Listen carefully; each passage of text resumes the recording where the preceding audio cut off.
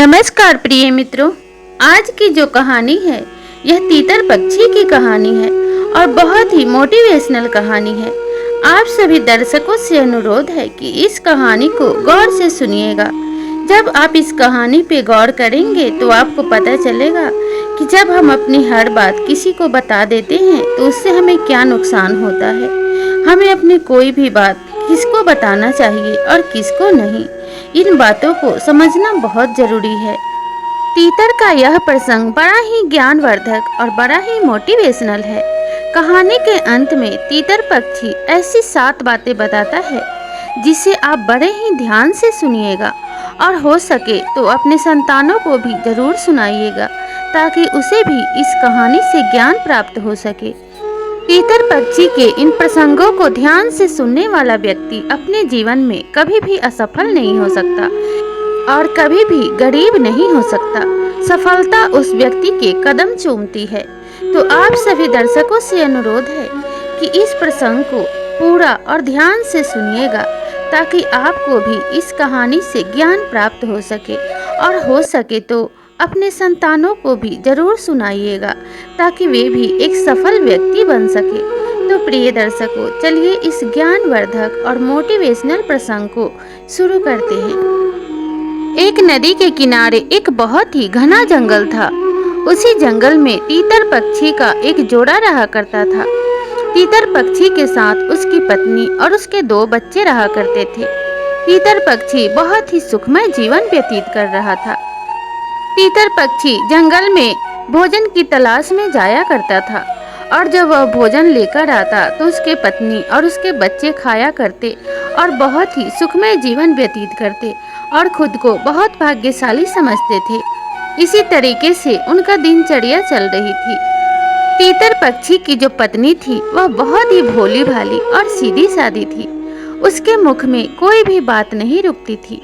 जैसे ही वह कोई बात सुनती अपने पड़ोसियों को, अपने मित्रों को बता दिया करती थी। तीतर पक्षी को भी इस बात का बहुत अच्छे से पता था कि मेरी पत्नी बहुत ही भोली भाली और सीधी सादी है। जो भी इसको बात बताता हूँ यह तुरंत ही दूसरों को बता दिया करती है। इसीलिए तीतर पक्षी भी अपने पत्नी को बहुत कम बातें बताया करता था। तीतर पक्षी के पड़ोसी पक्षियों को भी यह बात बहुत अच्छे से पता थी कि तीतर पक्षी की पत्नी बहुत ही भोली भाली है और उसके मुख में कोई भी बात नहीं रुकती है। इसी बात का फायदा आस पड़ोस के पक्षी उठाया करते थे। तीतर पक्षी जो भी शिकार करके लाता, अन्य पक्षी भी जानने की कोशिश किया करते थे कि तीतर पक्षी को इतनी आसानी से शिकार कहाँ से मिल जाता है, यह इतनी आसानी से भोजन कैसे प्राप्त कर लेता है। तीतर पक्षी का पड़ोसी मित्र कौवा था। कौवा उसके पड़ोस में ही रहा करता था। जब भी कौवा तीतर पक्षी से पूछने की कोशिश करता कि तीतर भाई, आप इतनी आसानी से भोजन कहाँ से लाते हो, वह कौन सा स्थान है जहाँ पे आपको अतिशीघ्र भोजन मिल जाता है, मुझे भी उस जगह का पता बताइए क्योंकि मुझे तो भोजन मिल नहीं पाता और कभी कभी तो 2-2 दिन तक भूखे रहना पड़ता है। लेकिन तीतर पक्षी इस बात को अच्छे से समझता था कि अपने सफलता का रहस्य किसी को भी नहीं बताना चाहिए, क्योंकि जब हम अपनी सफलता का रहस्य किसी को बताते हैं तो असफल होने के बहुत सारे रास्ते खुल जाते हैं, क्योंकि वो व्यक्ति इस बात का पूरा फायदा उठाता है कि वो सफलता को वो स्वयं ही हासिल कर ले। इसीलिए तीतर पक्षी इन बातों को गुप्त रखा करता था। लेकिन जब भी वह शिकार करके लाता तो उस शिकार के बारे में अपने पत्नी को बता दिया करता था। कौवा जब तीतर पक्षी से इन बातों को जानने में असफल रहा तो उसने एक तरकीब सोची। उसने अपने मन में विचार किया कि इस तीतर की जो पत्नी है वह बहुत भोली भाली है और उसके मुख में कोई बात नहीं रुकती है। इसलिए अगर मैं उसके पत्नी से पता लगाने की कोशिश करूं तो अवश्य ही मैं अपने लक्ष्य में सफल हो जाऊंगा। कौवा इन्हीं बातों को सोचकर तीतर की पत्नी के पास गया और उसकी तारीफें करने लगा और कहने लगा कि तीतर बहन, तुम बड़ी ही सुंदर हो और तुम्हारा जीवन तो बड़ा ही सुखमय है। तीतर भाई इतना सारा भोजन लाते हैं और तुमको और तुम्हारे बच्चों को खिलाते हैं, जिससे तुम्हें भोजन की तलाश भी नहीं करनी पड़ती। तुम्हारे जितना भाग्यशाली और कोई नहीं होता।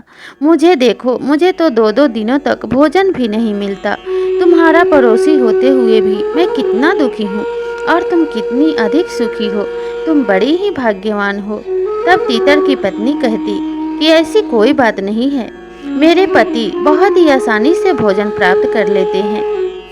तब कौवे ने मौका देखकर तीतर की पत्नी से कहा कि तीतर भाई, भोजन कहाँ से लाते हैं, मुझे भी बता दो तो तुम्हारी बड़ी मेहरबानी होगी, क्योंकि मैं 2 दिनों से भूखा हूँ। तीतर की पत्नी को दया आ गई और अपने भोलेपन के कारण उसने कौवे को वह स्थान बता दिया जहाँ से तीतर भोजन लाता था। अब तो कौवा तुरंत ही उस स्थान पे पहुँच गया और उसने वहाँ से भोजन प्राप्त कर लिया। अब तो नित्य प्रतिदिन तीतर के जाने के पहले ही वह कौवा वहां पहुंच जाता और वहां भोजन पे अपना कब्जा जमा लेता। इस तरीके से अब तीतर को भोजन नहीं मिल पाता था। तीतर अब बहुत परेशान रहने लगा। तीतर के बच्चे और उसकी पत्नी और स्वयं तीतर को भी कई कई दिनों तक भूखा रहना पड़ता था। तीतर अब समझ नहीं पा रहा था कि इस स्थिति में उसे क्या करना चाहिए। तीतर पक्षी जैसे ही भोजन लाने का कोई नया ठिकाना ढूंढ लेता, कौवा तुरंत ही उसकी पत्नी से जानकारी प्राप्त करके उस नए स्थान पे भी अपना कब्जा जमा लेता और तीतर पक्षी को वहां भटकने भी नहीं देता था। इसी तरीके से तीतर पक्षी कई कई दिनों तक जंगल में भोजन की तलाश में भटकता रहता, लेकिन उसे भोजन प्राप्त नहीं हो पाता था। तीतर अब बड़ा परेशान रहने लगा और अपनी पत्नी को कोसने लगा और कहने लगा, यह सब तुम्हारी वजह से हो रहा है। अगर तुम्हारे मुख में कोई बात रुकती तो हमें यह दिन देखना नहीं पड़ता। तुम्हारी वजह से सभी पक्षियों को हमारे भोजन के ठिकाने का पता चल जाता है और वो भोजन प्राप्त कर लेते हैं और हमें भूखा रहना पड़ता है। जब तुम किसी से नहीं बताती तो हमारा वह स्थान गुप्त रहता और हम भोजन प्राप्त करते रहते, लेकिन यह सब तुम्हारी वजह से हो रहा है। तीतर की पत्नी कहती कि मुझ पे गुस्सा करने से कुछ नहीं होगा। अगर आप में भोजन लाने का सामर्थ्य नहीं है तो हमें बता दीजिए, हम स्वयं ही अपना भोजन ढूंढ लेंगे। तीतर की पत्नी ऐसा कहकर तीतर पे ही चिल्लाने लगती। अब तीतर पक्षी बड़ा ही परेशान रहने लगा था। अब तो हालात ऐसे आ गए थे कि तीतर पक्षी को कई दिनों तक भूखे ही रहना पड़ता और उसके बच्चों को भी कई कई बार भूखे सोना पड़ता था। इसी सब चीज़ों से परेशान होकर तीतर पक्षी भटकते भटकते एक जंगल में फिर रहा था। तभी उसे एक साधु दिखाई दिया। तीतर पक्षी साधु के पास गया और जाकर साधु के पास चुपचाप एकदम शांत बैठ जाता है। साधु ने जब अपनी आंखें खोली तो तीतर को देखा और देखने लगा कि तीतर एकदम शांत और एकदम स्थिर बैठा है और बड़ा उदास लग रहा है। तब साधु ने कहा कि तीतर, क्या बात है, तुम इतने क्यों परेशान हो? अवश्य ही तुम किसी गहरे समस्या में दिखाई दे रहे हो। तब तीतर ने साधु को प्रणाम किया और कहा कि साधु महाराज, मैं बहुत बड़ी मुसीबत में पड़ गया हूँ। यहाँ तक कि मेरे भूखे मरने की नौबत आ गई है और यह सब मेरे पत्नी के कारण हो रहा है। पहले मैं बहुत ही सुखमय जीवन व्यतीत करता था और मेरी इसी खुशी को पता नहीं किसकी नज़र लग गई। मैं पहले बहुत ही अच्छे से भोजन प्राप्त कर लेता और अपने बच्चों और अपनी पत्नी का पालन पोषण किया करता था। यह बात मेरे पड़ोसी कौवे को पता लग गई और उसने यह बात मेरे पत्नी से जानने की कोशिश करने लगा। वह मेरे पत्नी से पूछता कि तुम्हारा पति क्या करता है, कहाँ से भोजन लाता है। और मेरी पत्नी बड़ी ही भोली स्वभाव की है, एकदम भुलक्कड़ है। उसे इस बात का जरा भी ध्यान नहीं रहता कि अपनी सफलता का रहस्य अगर हम किसी दूसरे को बताएंगे तो वह उस सफलता पे कब्जा जमा लेगा। और इसलिए मेरी पत्नी ने सारी बातें कौवे को बता दी, जिस कारण कौवे ने हर उस स्थान पे कब्जा कर लिया जहाँ से मैं भोजन प्राप्त करता था। अब तो मेरे लिए भोजन लाना बड़ा ही कठिन हो गया है। कई कई दिनों तक भटकते रहता हूँ लेकिन मुझे भोजन नहीं मिलता। अब मैं क्या करूँ, मुझे कुछ समझ नहीं आ रहा है। मैंने अपने पत्नी से कोई भी बात इसलिए नहीं छुपाई कि मुझे इस बात का स्मरण था कि पति पत्नी में कोई भेद नहीं होना चाहिए। अपनी पत्नी से भेदभाव क्या करना, अपने पत्नी को अपने समान ही समझना चाहिए। मैं अपने इसी भाव के कारण अपने पत्नी से कोई बात नहीं छुपाता था। साधु महाराज जब तीतर की बातें सुनते हैं तो कहते हैं कि यह तुम्हारी मूर्खता है। अपनी स्थिति के लिए तुम स्वयं ही जिम्मेवार हो, क्योंकि जब तुम्हें पता है कि तुम्हारी पत्नी भुलक्कड़ स्वभाव की है और उसके मुख में कोई बात नहीं रुकती और बहुत ही भोली भाली है और लोग उसके भोलेपन का फायदा उठाएंगे, तो तुम्हें अपनी पत्नी को इन बातों को नहीं बताना चाहिए। और ऐसी कोई भी बात जो तुम्हारे जीवन से और जीवन की सफलताओं से जुड़ी हुई है, उसे अपनी पत्नी को नहीं बताना चाहिए। आज मैं तुम्हें 7 ऐसी बातें बताता हूँ। अगर तुम इन बातों का ध्यान रखोगे तो तुम्हें कभी भी निराशा का मुंह नहीं देखना पड़ेगा। सफलता तुम्हारे कदम चूमेगी और जीवन में कभी भी कष्ट व परेशानियां नहीं आएंगी। साधु महाराज ऐसा कहते हुए तीतर को पहली बात बताते हैं और कहते हैं, जीवन में कभी भी अपनी कमजोरियों को अपने शत्रु और मित्र दोनों से छुपाकर रखना चाहिए, क्योंकि अगर शत्रु को वह कमजोरियां पता चल जाए तो वह तुम्हारा पूरा फायदा उठाने की कोशिश करेगा, और अगर मित्र को वह कमजोरियां पता चल जाए तो वह तुमसे मित्रता रखना पसंद नहीं करेगा। इसलिए अपने कमजोरियों को कभी किसी को नहीं बताना चाहिए। साधु महाराज तीतर को दूसरी बात बताते हुए कहते हैं कि तीतर भाई, मैं जो यह दूसरी बात बताने जा रहा हूँ यह बहुत ही महत्वपूर्ण है। इस बात को ध्यान से सुनना और समझना और अपने जीवन में लागू करना। साधु महाराज कहते हैं कि अपने भविष्य की गलतियाँ और अपने भविष्य की रणनीति कभी किसी को नहीं बतानी चाहिए। अगर अपनी गलतियों को बताओगे तो लोग तुम्हारा मजाक उड़ाएंगे और तुम्हारे गलतियों को घिनाकर तुम्हें समाज में अपमानित करने की कोशिश करेंगे और तुम्हें हमेशा नीचे गिराने की कोशिश करेंगे। और हो सकता है कि ये बातें तुम्हारे भविष्य को बर्बाद कर दें।